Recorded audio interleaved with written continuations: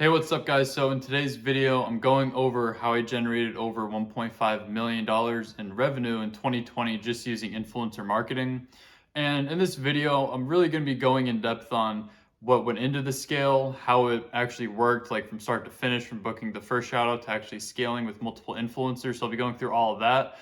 Before the video starts, I do just want to say, if you text the number in the description, if you text the code word influencer, you can get my reach out scripts and the follow-up scripts I use to get these bigger influencers to respond back. I just know it's a big problem for people that come to me a lot about that issue. So if you guys want that, I'm just going to be able to give that to you guys if you text the number. So mainly this video is going to really help if one, you're currently looking for influencers to book, you're reaching out, or say if your Facebook ad account's disabled, which obviously a lot of people are going through right now, if you're looking for another way for being able to drive profitable traffic, this is going to be good. And the last thing would be, like, if you're already scaling with influencers and if you're already doing well, you'll be able to get some good tips in this video for being able to help with actually scaling. So yeah, just to get right into it, with this scale, there were two main brands. I'll just pop a screenshot of the first one. In the first year, I started March 15th of 2020 to December 31st. Now I'll just pop another screenshot right here showing from March 15th to today, with the day I'm filming on the 5th. The way I did that was, this product was already proven to work. So, my friend, he already did like 48K in sales with it before I started the influencers. And then what I did was, I just went on YouTube. I found influencers that, basically I just looked up certain keywords for the niche that we were in.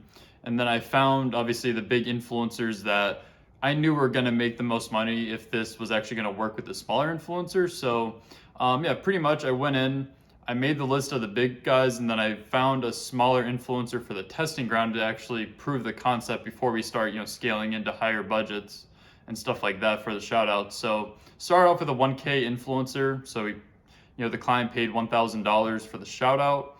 It went up. And then I'll pop a screenshot right here of the performance of it throughout the whole time. But it started getting some sales and started getting some traction. So we were like, okay, we're going to go ahead. So we booked a bigger guy.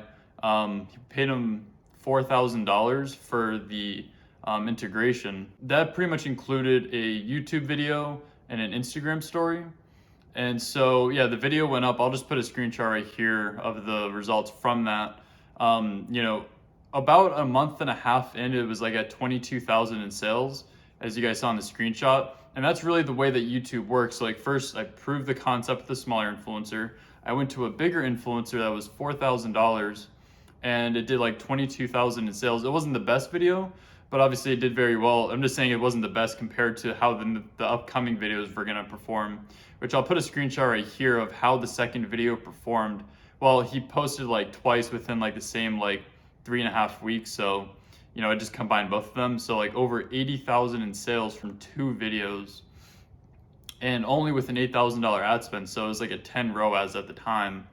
And yeah, it was just really crazy. And then, pretty much from there, the big guy was working. So just went to multiple other bigger influencers and then booked them, got them on exclusivity. So other people trying to compete with the brand that I was scaling, still am scaling, wasn't able to book them, which exclusivity pretty much means, they sign a contract saying that you're the exclusive brand that they'll promote for this specific thing.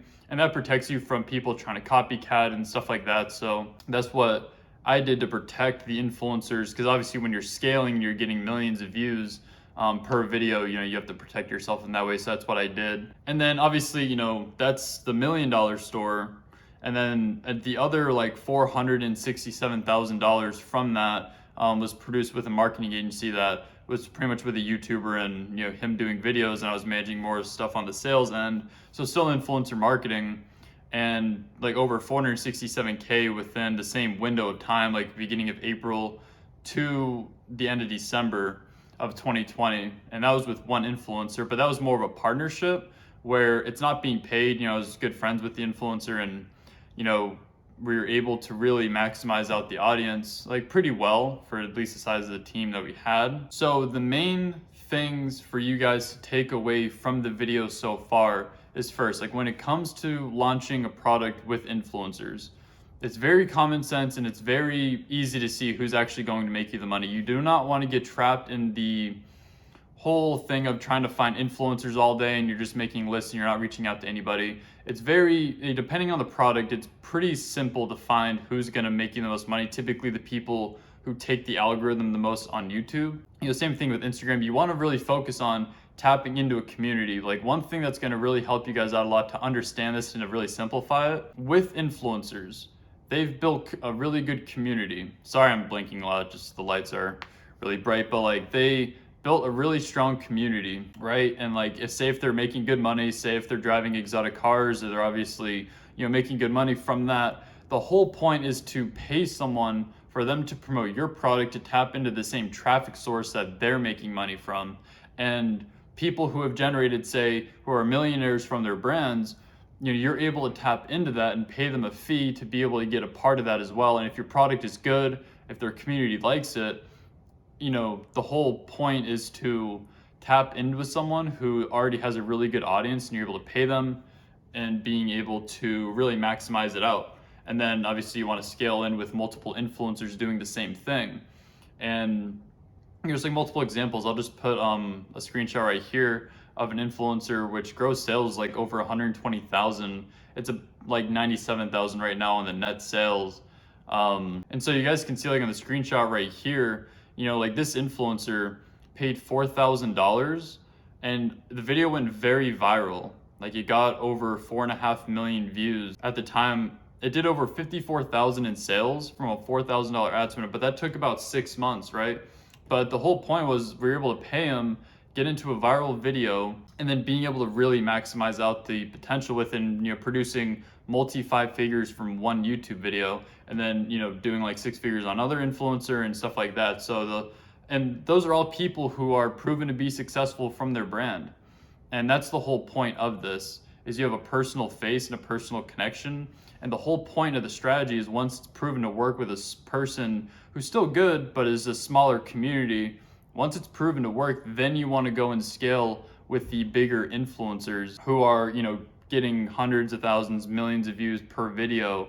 And those are the people you really scale with. And depending on your budget, may be a bit hard, but it's more depending on the situation. The rules that I learned when scaling the store, the first thing is the whole saturation, thing that people talk about of you don't want to saturate markets or you don't want to saturate the influencer too fast. The whole point is to saturate influencer. When it comes to YouTube though, you do have to be a bit safe with how many times you do run, because if you run too many times in a month, it could actually ruin the profit. Or if you just run too many times in general with an influencer, like very high ad spend videos with very high ad spend, meaning like 10K was the highest that the client paid for a shout out. And it was really profitable the first 2 videos, like over 30,000 in sales per video. But based on video RNG, meaning like the randomness of the number of views, paying 10,000, if a video doesn't do that good, the ROAS drops, a significant amount. And so you really have to be careful at that when you're at the higher ad spend points. Like it's honestly, the lesson I learned with the 10K shout out was it was more profitable running like 2 to 3 times max than running 5 times, which we did, which was close to break even. But on the back end, there's some stuff going on, which made some good profit from it as well. But with smaller influencers that are like, $500, $1,000, those people you can run for pretty consistently because the ad spend's so low.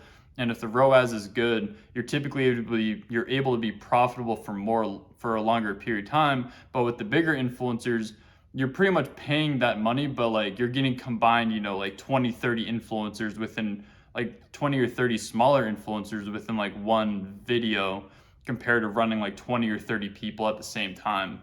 So that's the reason why I like to scale with bigger influencers, because they have the whole community in their audience, or big parts of the community in their audience. So, being able to run with them, you're able to get everyone to know about you. And then going to the smaller guys, everyone already knows about you. So it's more like retargeting, and then you're able to get a better performance with the smaller people typically, from what my experience has been with that so far. And like I said a little bit ago, the whole goal is to get your brand to be the most known in the space for whatever product you're selling.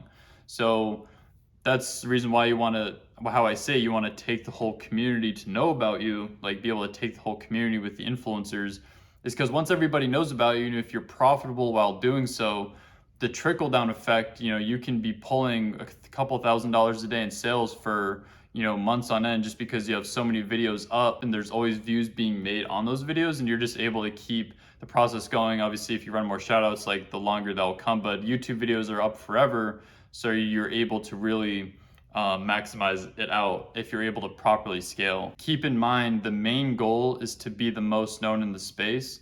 If you're not profitable on a shout out, that does not mean that people won't come back to you a month from now or 2 months from now. So the ROI, it can be very longer term depending on what the ad spend is and how the performance initial videos. But obviously the whole goal is to be profitable within like a week to 2 week period. So that's the expectations to have when it comes to YouTube. Obviously, if the ad spend's super low, you can be profitable within like the first day or two, but most times it will take like a week to maybe a month to actually make profit. But that's the whole point, is to always be getting any consistent sales, because the video is up forever, other than Instagram stories, which is only up for 24 hours. Not that Instagram stories is bad, but because you want to maximize out the whole audience, which is the whole goal. But that's just things to keep in mind when it comes to how many times you should run, at what price points, is profitable to do it at, and just stuff like that. Another thing, which isn't the sexiest thing, but when it comes down to quality control with influencer marketing, when influencers, it's not like Facebook ads where it's a direct ad platform. You need to be in check with these people, because typically bigger influencers do have a bigger ego. And I've dealt with a lot of these people, and most of them are cool, but some of them can be dicks. And so you just have to be aware of that. And you need to make sure that when you write your scripts, that they are very on point. You try to minimize them needing to refilm, because in the contract that I send to them, it states that if I don't like the video, the integration they do for me, then they need to refilm. But I want to minimize that, because refilming is a pain in the ass for everybody. And especially after they edit the video, it's really hard to do it. So you want to make sure it's as good as possible before they post. And another thing is just making sure that they're doing what they say they're going to do. Make sure you actually watch the videos that they send you in an unlisted YouTube link to make sure it's good. Same thing with Instagram stories, Snapchat stories. Always review the ad, because if something's not good, you want to know about it then, other than when the shout out goes up, because once it goes up, you can't really get it down. So it's all about upfront work and making sure that you're putting forth the most effort upfront, because it's a front end loaded business model. You put in all the work up front, and then once they post, and then that's where the results will come. And one of the last parts is, if you're drop shipping, if you go to a legit influencer, you cannot do that. You need good shipping times. You can drop ship, but you need good shipping times, because if you don't have good shipping times, they're going to complain to the influencer. It's going to ruin your reputation with the influencer. It's going to ruin the influencer's, reputation as well. They're going to be more wary of working with other people. So you need really good customer service. You need really good shipping times, like a week, max 10 days. And you need everything on point to make sure that they're not going to complain to the influencer. I ran like retargeting ads to people who hit the purchase pixel, letting them know if they have any questions about their order, feel free to reach out. So that's to wrap up, mainly the main mistakes that you don't want to make, especially if you are drop shipping. And so to end off the video, I just wanted to say thank you for everybody who's new coming to my page. A lot of people reach out to me regarding one-on-one help. And to be honest, I don't have a lot of time to do it. I would consider, when you reach out, if you do, you already need a product, you already need a brand. My one-on-one help mainly focuses on looking at your influencer lists and deciding whether they're worth running, being able to give you the go-ahead, whether if it's good to do or not. And so before you pay the money to book the shout out, you're able to make sure that, at least I'm able to look over your deals and let you know if it's a good deal or not, which, I've overlooked campaigns that have spent, $10,000 per integration. I've been a part of those kind of really big ad spend type of deals. And so I've just been able to learn a lot. So if you guys want my expertise while analyzing your influencer deals, the minimum I charge like per month is like $1,500. And I only have time for like 5 people per month, just based on my schedule. So if you are interested in that, you can shoot me a DM, and then we can talk, and based on your situation, may be able to take you on as a client. But other than that, I hope you guys have a great rest of your day. Hope this video provided value. Make sure you subscribe, and put any comments below. My Instagram will be below as well if you want to DM with any questions. And everyone coming from Ari's page, I want to say thank you for coming. And yeah, I'll see you guys in the next video.